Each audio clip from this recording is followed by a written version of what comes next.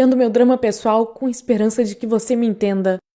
Agora estou me sentindo como se estivesse sentada de frente para uma bomba relógio, sem ideia de que fios preciso cortar.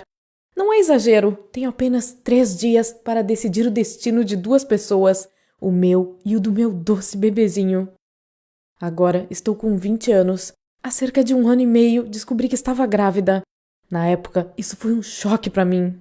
Mas depois me dei conta de que esse tinha sido apenas o primeiro de muitos outros choques que estavam por vir.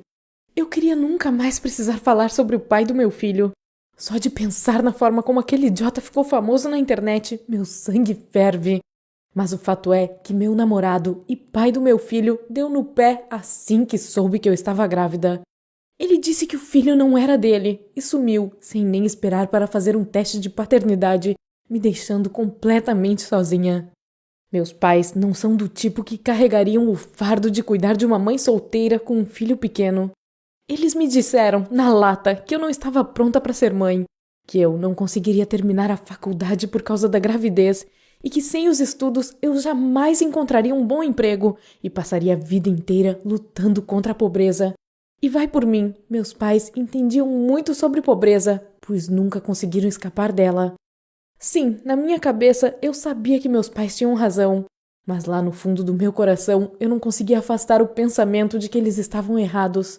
Sofri muito mentalmente, pois custei a tomar uma decisão final. Eu queria esse filho e ao mesmo tempo não o queria. Eu não tinha ideia do que fazer. A minha sorte foi que a minha prima Ellen veio para me salvar. Ela veio até a faculdade e foi como se a minha fada madrinha tivesse surgido vindo de um mundo mágico. A Ellen e eu praticamente não nos falávamos antes dessa época e fiquei muito surpresa por ela ter aparecido. Mas parece que tinha sido a minha mãe que tinha implorado para ela me ajudar. A Ellen é assistente social e já tinha trabalhado em casos de adoções de crianças que eram rejeitadas por seus pais biológicos. Então, se alguém podia me ajudar, era ela. A Ellen era uma mulher de meia-idade, calma e séria, sabe, daquelas pessoas em quem você confia assim que as vê. Para começar, ela conversava comigo, do mesmo jeito que minha mãe falaria, e me explicou com calma e com cuidado tudo o que aconteceria quando meu bebê nascesse. Tipo, o que ocorreria se eu o abandonasse e como seria minha vida se eu ficasse com ele. Parece que minha mãe, além de ficar histérica e de colocar uma pressão psicológica enorme em mim, também implorou para a Ellen registrar meu caso o quanto antes, para encontrar pais adotivos para a criança antes mesmo de ela nascer. Mas a minha prima percebeu que eu estava na dúvida e me deu tempo para pensar antes do meu filho ou filha nascer. Veja bem, eu nem queria saber o sexo do bebê, já que não tinha certeza se ele ou ela ficaria comigo. Durante os meses que antecederam o nascimento, eu estava sempre refletindo profundamente, pensando em todas as hipóteses. Pedi a opinião de vários amigos e até conversei sobre a minha situação com alguns dos meus professores da faculdade. Nenhum deles, claro, podia me dar o conselho certo. Então, eu ainda não tinha decidido nada quando fui para o hospital e estava sentindo minhas primeiras contrações. Mas acabei dizendo para Ellen que abriria mão dos meus direitos maternos e daria a criança para adoção, e que não queria saber o sexo do bebê nem conhecer os pais adotivos. Ela prometeu que cuidaria de tudo. Bem, eu dei à luz. A criança foi tirada imediatamente de mim e assim que me recuperei um pouco, alguém colocou os documentos nas minhas mãos, onde eu deveria assinar para abdicar dos meus direitos de mãe. Assinei tudo, com indiferença, e a Ellen cumpriu o que havia prometido. Eu só precisei assinar. Tudo parecia muito simples. E no começo, tudo foi simples mesmo. Meu corpo se recuperou rapidinho e continuei dizendo para mim mesma que tudo o que havia acontecido comigo tinha sido apenas uma experiência, uma mudança de um estado físico para outro. Até me convenci de que era como se eu tivesse ficado doente por vários meses e agora que tinha me recuperado, poderia viver uma vida normal, ir às aulas da faculdade, passar as noites com meus amigos, sair para correr de manhã de novo e visitar meus pais nos fins de semana. Não se apresse em me julgar. Eu tinha tomado uma decisão e agora tinha que seguir com minha vida, certo? E sabe, eu realmente estava gostando dessa nova sensação de liberdade. Parecia que eu estava começando a respirar despreocupada de novo. Meus amigos nem tiveram coragem de me perguntar como minha gravidez tinha acabado. Então, de modo geral, nada me impedia de esquecer o que havia acontecido. Muitos meses se passaram e cheguei à conclusão de que eu era uma traidora. Tinha traído a confiança do meu próprio filho. Eu não deveria ter desistido dele assim, com tanta facilidade. Então, passei a pensar na minha criança o tempo todo, todos os dias da minha vida, e sentia um vazio enorme e nada conseguia preenchê-lo. Eu tinha que fazer alguma coisa. Primeiro, liguei para Ellen, e sabe, ela já esperava pela minha ligação. Minha prima entendeu que eu não era uma dessas mães biológicas que desistem tão facilmente de seus filhos.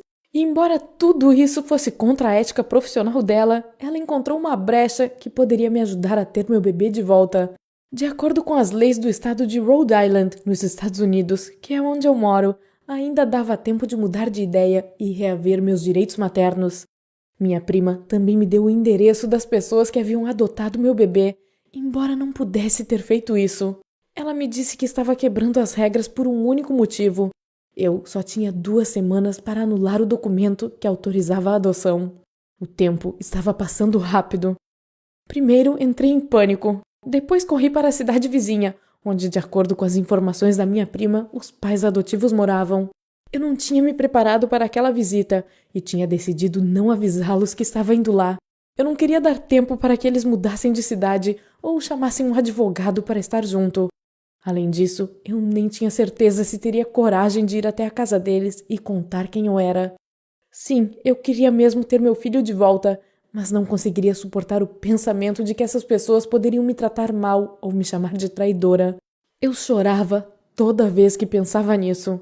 Como poderia me defender? Uma mãe que tinha dado o próprio bebê para os outros e nem quis saber se era menino ou menina? Então, preferi não pensar no que estava à minha espera. Só quis seguir adiante. Quando cheguei lá, vi uma casa grande e bonita, com uma fachada enorme cheia de canteiros de flores bem cuidados. Estava na cara que as pessoas que moravam ali eram ricas. Toquei a campainha. A porta abriu quase que imediatamente e vi os donos da casa. Os dois estavam um ao lado do outro, como se soubessem que eu queria conhecer tanto um quanto o outro. Era um casal bem apessoado, com pouco mais de 40 anos de idade. Resmunguei alguma coisa, inventando uma desculpa para me deixarem entrar e, aproveitando a confusão deles, acabei entrando na casa repentinamente. Eu tive sorte, a porta para a sala de estar estava escancarada e lá eu vi meu filho sentado dentro de um cercadinho. Agora eu sabia que era mãe de um menino. Corri para abraçá-lo, mas o pai me segurou. E aí contei toda a verdade. O casal mudou de comportamento na hora, deixando de ser educado e gentil. Eles exigiram com grosseria que eu saísse da casa deles, senão chamariam a polícia, e começaram a me empurrar em direção à porta. Mas eu sabia que ainda tinha meus direitos, e disse que iria embora, mas que no dia seguinte anularia a renúncia dos meus direitos maternos. Foi como se eu tivesse jogado água no fogo. Eles pararam de me ameaçar e começaram a me implorar para ir embora e deixar os dois e o filho deles em paz. Me ofereceram dinheiro, e eu, claro, não aceitei. Também tentaram me convencer de que eu jamais conseguiria dar um futuro tão bom para o meu filho como eles podiam dar. E me contaram que não conseguiam ter filhos e que esse menino era a única esperança que eles tinham de ser felizes e de formar uma família. De alguma forma, aquelas pessoas conseguiram plantar uma sementinha de dúvida dentro de mim. Eu saí da casa deles sem responder que sim nem que não. Só que, antes de passar pela porta, lancei um olhar longo e atento em direção ao meu filho, como se estivesse vendo não só pela primeira vez, mas também pela última. E é bem possível que isso seja verdade. Agora só me restam 3 dias. A Ellen já preparou todos os documentos necessários e, de novo, eles só precisam da minha assinatura. Mas eu não estou 100% certa de que assinarei a revogação. Eu quero muito, mas não sei se estou fazendo a coisa certa. Não sei o que fazer. Só espero que nas próximas horas meu coração tome a decisão certa. Obrigada por ter ouvido a minha história. Conte para mim nos comentários o que você faria se fosse eu? Pegaria seu filho de volta para criá-lo sozinha?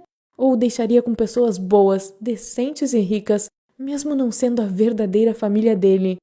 Se quiser compartilhar minha história com seus amigos, fique à vontade. Quem sabe isso